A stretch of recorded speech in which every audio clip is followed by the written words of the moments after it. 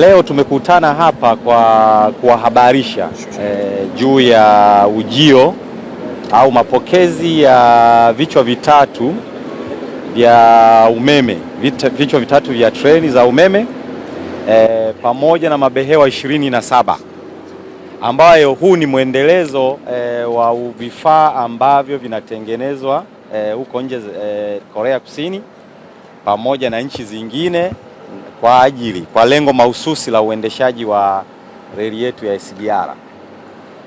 Kama nilivyotangulia kusema, tumepokea leo vichwa vitatu vya treni za umeme na kufanya jumla ya vichwa tulivyopokea mpaka sasa 4 kati ya vichwa 17 vinavyotengenezwa na kampuni ya uundaji treni ya Korea Kusini ijulikanayo kama Hyundai Rotem.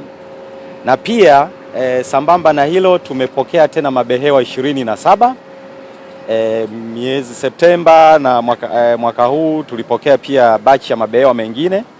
Sasa inatufanya kupokea jumla ya mabehewa 56 ya uendeshaji wa treni yetu ya kisasa ya SGR.